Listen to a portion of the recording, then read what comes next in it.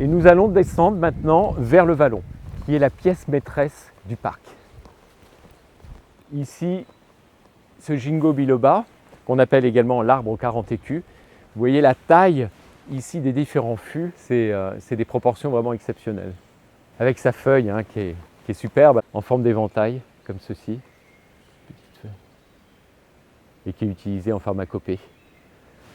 Alors on dit que c'est l'arbre qui existe encore actuellement, qui est un des plus anciens de ceux qui sont toujours vivants aujourd'hui. Certains parlent même de 140 millions d'années son apparition.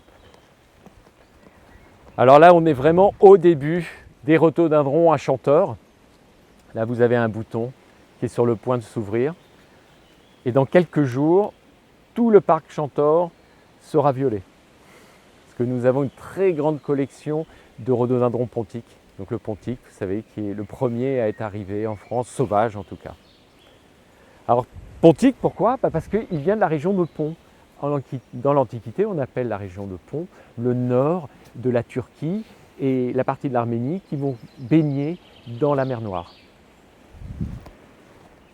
Nous voilà arrivés dans le vallon, avec son petit pont en rusticage. On va avancer un petit peu.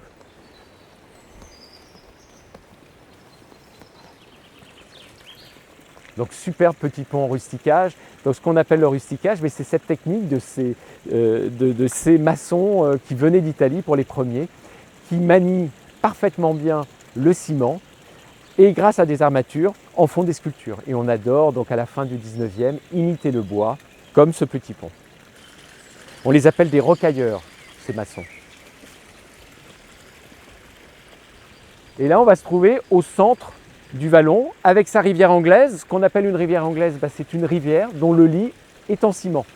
Donc dans la deuxième partie du 19e siècle, on adore le ciment. On pense qu'il va remplacer la pierre, qu'on va l'utiliser partout. On trouve ça beau. Et donc vous avez ce vestige d'aujourd'hui, c'est-à-dire que ça a plus de 150 ans. Et ça fonctionne toujours, pour dire la qualité du travail et du ciment qui a été utilisé. Et on va rythmer ici cette rivière anglaise par une succession de différentes petites cascadelles. On appelle cascadelles ces petites cascades. Et regardez ici sur le coteau nord, vous allez avoir un ensemble de rhododendrons encore pontiques qui ponctuent la promenade. On va monter sur le sentier des Belvédères. Venez. Ce sentier des Belvédères, il permet de regarder le vallon depuis une position dominante. Alors là, ce qui est extraordinaire dans cette partie du sentier des Belvédères, c'est qu'on est sous les rhododendrons. Voilà. Ça, c'est quand même assez incroyable. Ces rhododendrons centenaires. Et là, on voit donc cette allée comme ça, où les rhododendrons viennent nous recouvrir. Et ils ont pris des proportions exceptionnelles.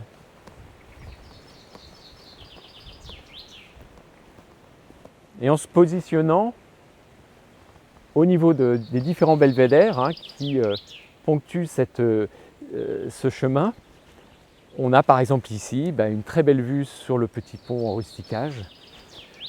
Et on voit ici les méandres de la rivière anglaise qui va se terminer, on le voit à peine, mais on le verra tout à l'heure, par une grande cascade. Alors là, voici encore un autre belvédère. Et là, ce rhododendron-là est un petit peu plus avancé, qui nous permet de voir les belles fleurs et ce mauve exceptionnel du pontique.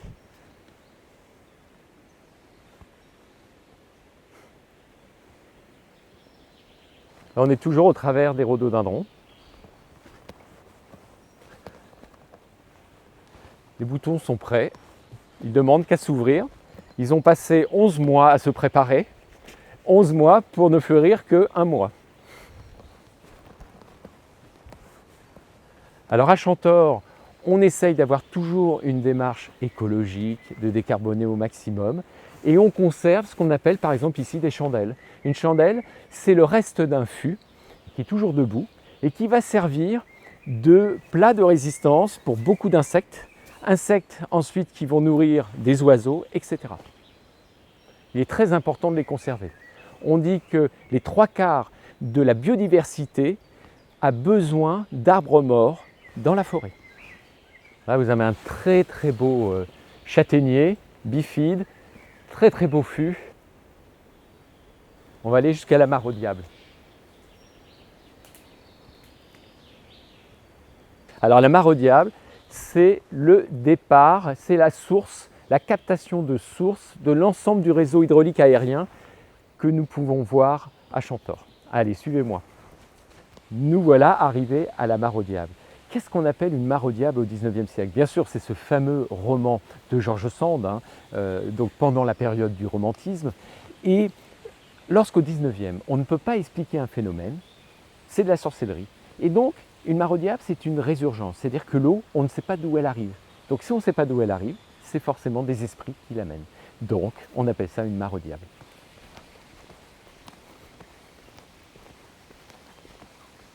Pour créer le parc, un parc paysager, comme on l'a vu, anglo-chinois, on a besoin d'eau pour animer, faire vivre les cascades, les bassins. Et donc, on va créer ici, dans la partie la plus haute du parc, dans cette colline, ce qu'on appelle une captation de sources. On va capter les sources, donc on va creuser la colline. Avec la terre qu'on a excavée, on va créer cette digue ici. Et donc, on va avoir de l'eau en permanence, sous forme d'une mare au diable qui correspond en plus à une esthétique qu'on va aimer au moment du XIXe siècle. Comme on va avoir là une digue, et bien de l'autre côté, on va créer une cascade. Et donc, on va faire le tour et on va aller regarder cette belle cascade.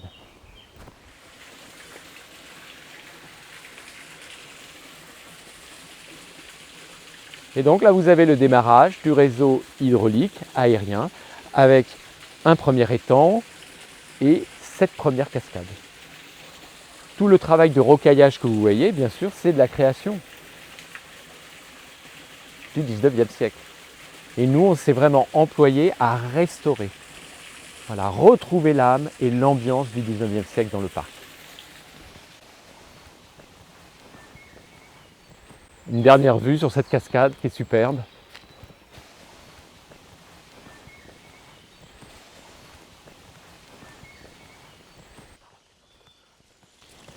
Je vais vous parler 2 secondes du pédiluve, parce qu'il est assez remarquable ce pédiluve, parce qu'il va être à la croisée entre le parc d'agrément qui est le parc paysager et le reste, les vestiges du parc agricole. Avec par exemple au fond, contre le mur, nous allons avoir un verger de bouche, donc c'est agricole. Sur la gauche, la métairie, donc qui est vraiment agricole, des restes du XVIIIe siècle. Et le pédiluve qui servait de retour au calme des animaux qui ont travaillé pendant la journée. Donc on laissait rentrer les chevaux, un âne, s'il y avait un âne, ou même des fois on pouvait utiliser un bœuf. Et donc vous voyez, c'est ça qui est intéressant. Dans la partie paysagère, ici, ce bassin, il utilise des lignes courbes.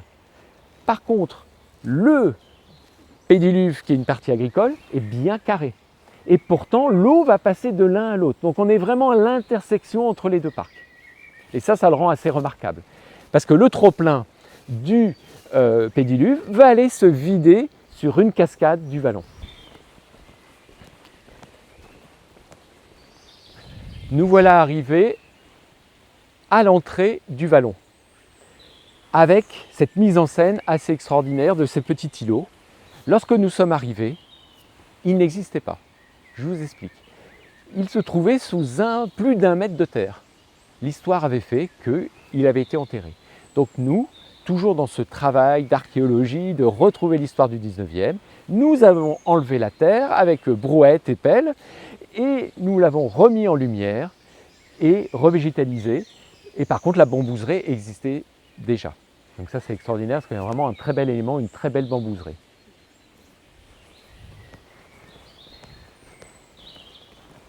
Là, je vais vous montrer un élément de construction des parcs au 19e.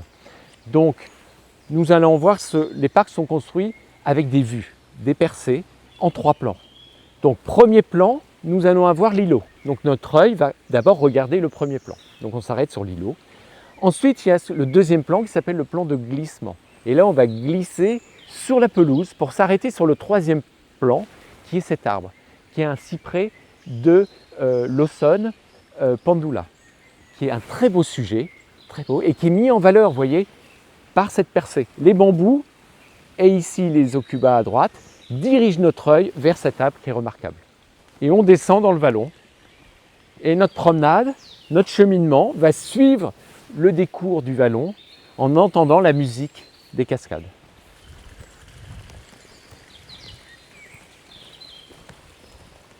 Donc ici, il y a un endroit remarquable du parc, c'est l'effet miroir du château dans l'eau.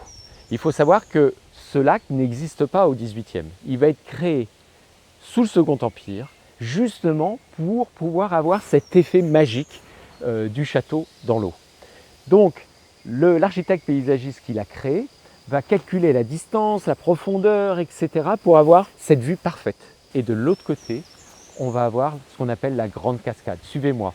Vous allez voir, on va se retrouver dans l'Himalaya.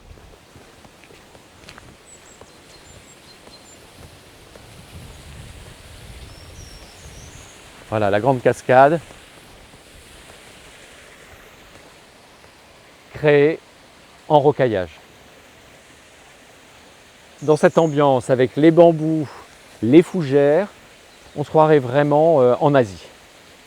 Et c'est ça que veut donner comme impression cette personne qui est propriétaire du château au Second Empire, c'est-à-dire qu'il veut faire voyager ses amis lorsqu'ils se promènent dans le parc. À l'époque, on ne voyage pas comme aujourd'hui. On ne prend pas un train, un avion facilement. Donc, on entend des récits. On fantasme sur ce qu'on entend ou sur les estampes qu'on voit.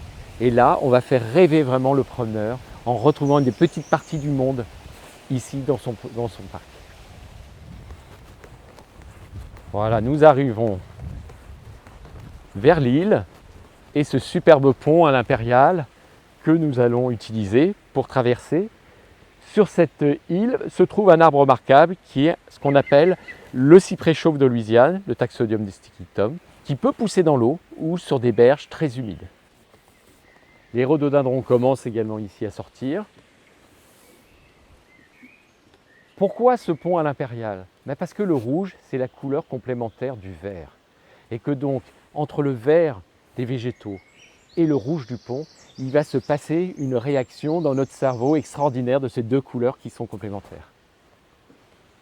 Et là, je vous montre dans l'eau, vous avez un pneumatophore du cyprès, c'est-à-dire que comme le terrain est saturé en eau, il a besoin d'oxygène par ses racines, donc les racines remontent comme ceci, ça lui permet de respirer et d'avoir de l'oxygène.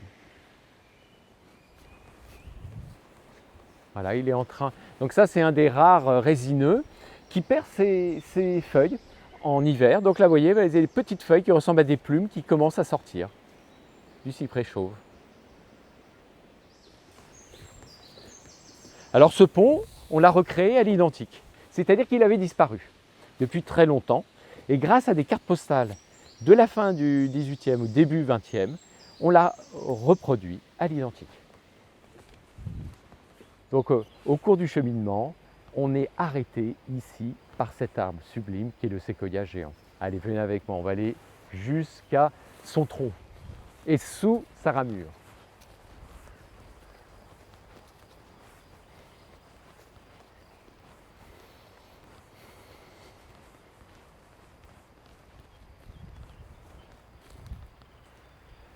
Très belle écorce, vous voyez, cette couleur et cette texture.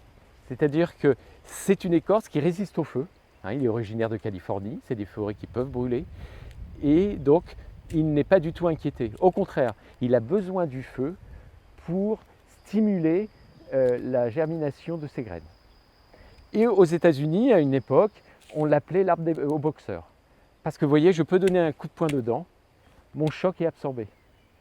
Et des boxeurs, des jeunes boxeurs qui n'avaient pas beaucoup d'argent, qui ne pouvaient pas s'acheter des gants, s'entraînaient sur ces écorces.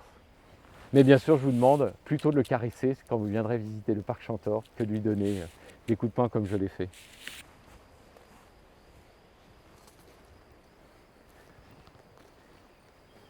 Là, vous avez une de ces branches qui est en train de marcoter. C'est-à-dire qu'elle a rejoint le sol, elle va prendre racine, et cette branche qui s'élève va devenir un arbre, un nouveau sujet.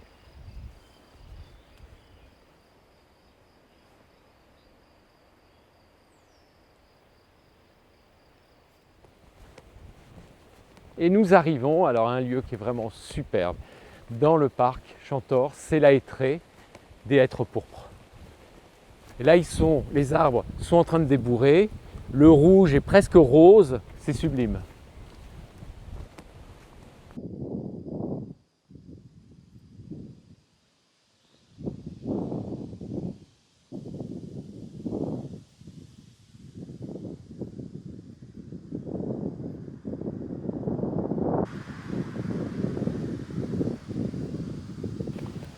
Ils ont résisté à toutes les tempêtes du XXe siècle, ça c'est fabuleux. Fameux 99, 87.